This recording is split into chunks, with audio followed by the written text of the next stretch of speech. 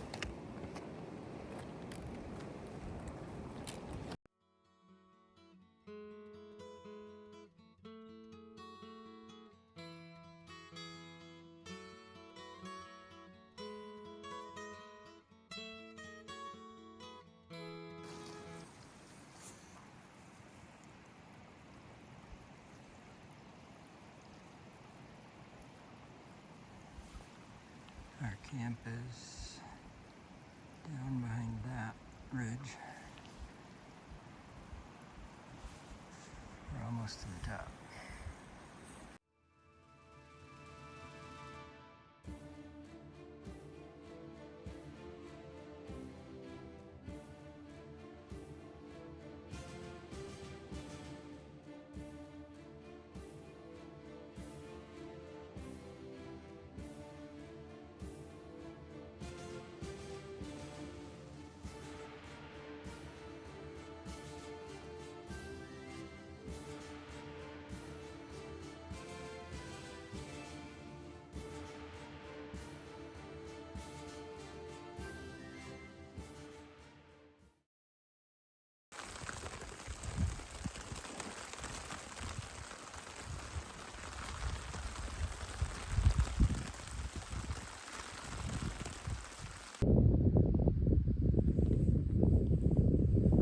This is opening day of sheep season 2025.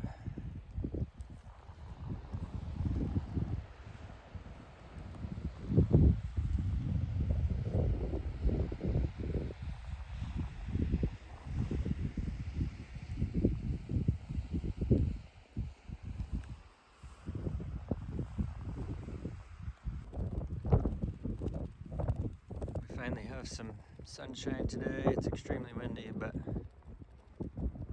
it's a good chance to dry some coats and sleeping bags, everything that's been wet for days. Morning of the third day up here, second day of sheep season. Yesterday we couldn't see anything all day. It snowed and sleeted on us. Still snowed this morning, but it looks like it's gonna clear up. There's camp. This is where I posted up on day 3. Never that bowl, that drainage, this side mountain here.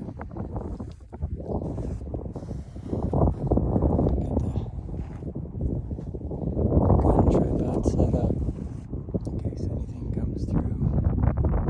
Watching all this. And it's nice and sunny, so the rain jacket drying, gloves, hat, puffy coat, more gloves. Just getting everything dried out.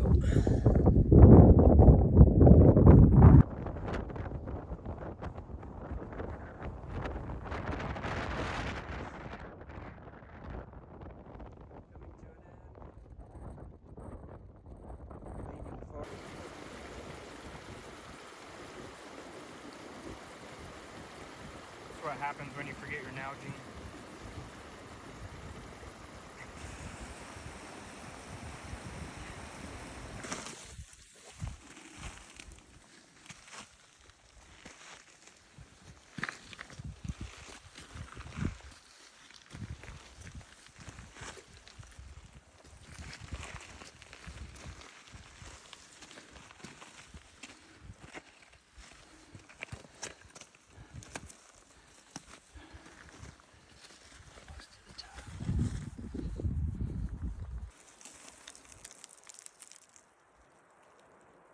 Camp's down there in the bottom.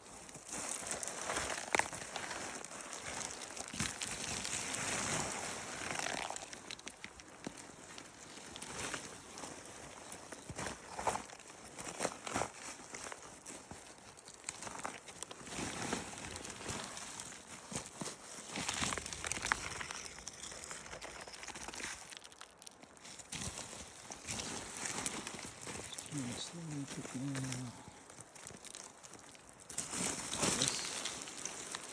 As you can tell.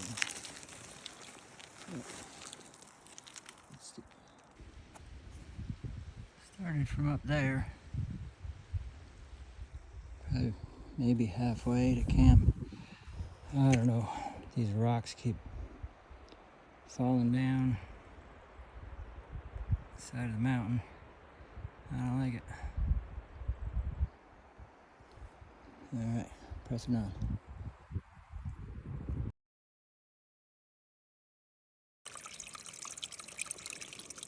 This is how we get all of our water.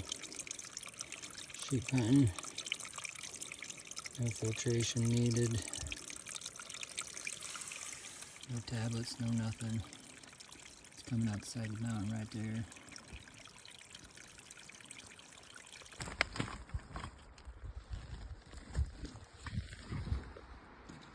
Cliff right there. If you fell off of it, probably about 1,000 foot down.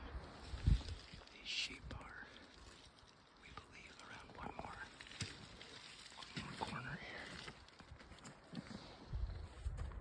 Around that one there. We have 2 rams just around this bend, about a quarter mile past it. One's for sure legal. One is close. And they have a 3rd ram with them that's just a baby. I'm trying to make a stop for them. It's the evening of the 4th day out here. I just got a message from Bobby saying ramp down. I'm just waiting to hear from him if I need to move camp down lower so it's easier for him to get back with the meat, or if he's coming here. But super stoked. The anticipation is killing me.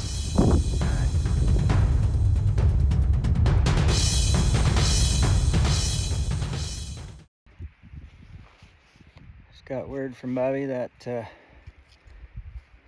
he's getting it tore down, and it would be easier to go to the bottom of the mountain than to come back across over to here.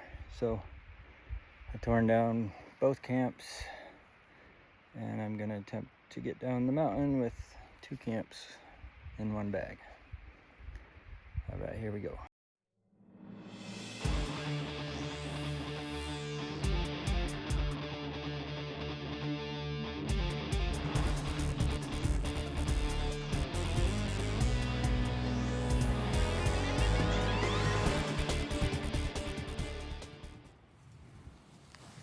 Quick breakdown. We came in day 1. Took us 2 hours to get to the drainage we're gonna come up, and then I think 6 hours total up the mountain and 4,300 vertical feet to where we set up tents. That was the day before opening. Opening morning was fogged in. We got the in-reach weather. It said 100% chance every hour the whole day. Tried to take a couple walks, got soaked and fogged in both times.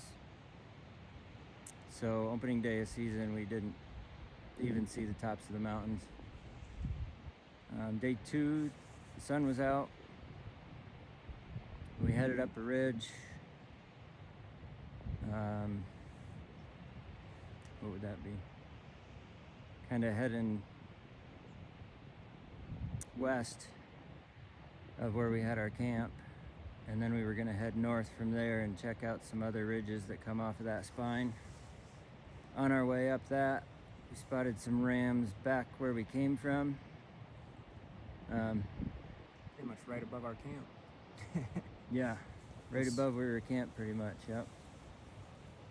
And when we were walking up, we kept looking back, and at one point I said I hate to walk away from rams if there's any in here, and then ended up they were, but we couldn't see them from where we were camped.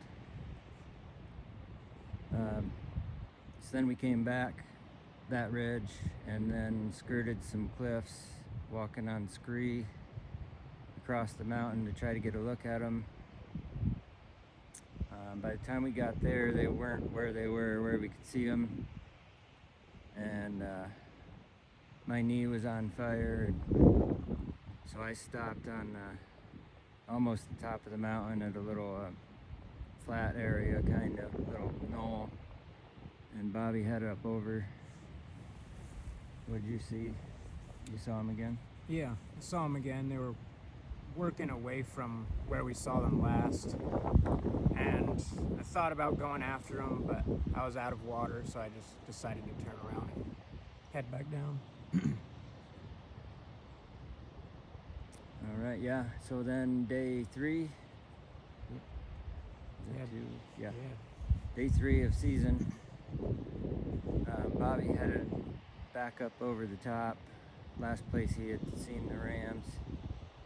I went up about 3/4 of the way and sat in a bowl in case they doubled back. So I just sat there waiting most of the day, really, and had no idea what was going on the other side of the mountain. Yeah, I ended up spotting him, and he dropped up over a ridge, so I started following him, and I mean, I don't know how many miles it is, but it was 3 bowls of him just dropping over the next ridge and me following him. And then eventually I finally came up over one of the ridges, and he was still working away from me, but he was feeding, so he slowed down and ranged him at 500, and then with him still walking, it was probably about 515 yards shot, and he like hined up like they do when you hit them good, and then I thought he was going to go down right there, but he just walked up over the ridge, and then I followed him past that ridge and just couldn't find him. I was looking for him in this drainage for, I don't know, probably close to 2 hours, and then ran into 2 other hunters, and they were like, well, if we find him, we'll give you a call, and they took my number down. And I started heading back to camp, and not even 20 seconds later, they were like, hey, we got him. They ran back to me and told me that they found him. And this is pretty awesome, crazy timing. It was everything I hoped for sure. Walking up to him it was very emotional. It was awesome. I definitely gotta thank Dad for even like having the idea to come out here 6 years ago. Yeah. So yeah, 6 years of coming out here and seeing rams, but just not being able to capitalize. And for it to finally happen, it was just awesome. Yeah, did he know you were following him at all? No, I stayed. So the reason it just took me forever to get to him is when I would come up over the ridge and see him, I would just pretty much stay hidden, so I didn't, blow him out. And then once he would go up over the next ridge, I would just beat feet to try to catch up to him, and finally got to. I don't know how many miles that is, at least 5, I'm sure. Yeah. Yeah, it was a lot of walking. And he went down in between two cliffs in the Yeah. drainage. Yeah, when he just walked until he finally gave in because his nose was just dug into the dirt, and he was just in between two cliffs, which is why I couldn't find him, I think. And those guys just happened to, new set of eyes got to spot him really quick, which is awesome. Yeah. Yeah, so I finally got the inReach notification rammed down, but I didn't know what was going on other than that. And then a couple hours later, I offered to move camp if it would be easier to come down a different drainage. And Bobby said, yeah, that would be easier. So I packed up 2 camps in one bag. I had a lot of stuff hanging off the pack. And I came down a couple miles to the bottom of another drainage, and that's where we met up eventually. And now we're gonna pack out of here. Yeah.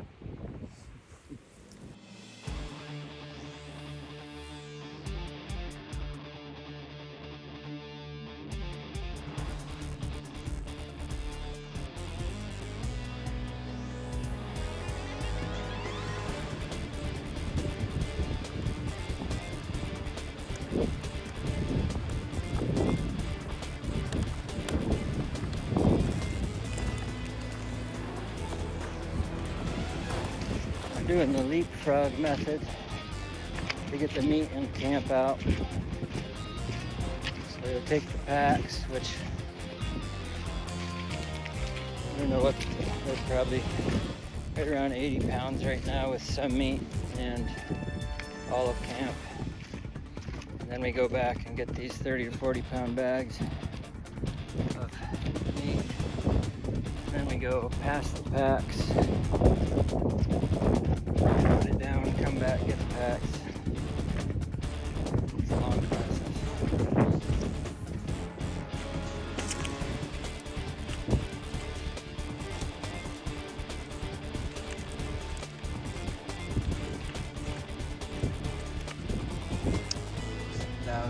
Blueberries.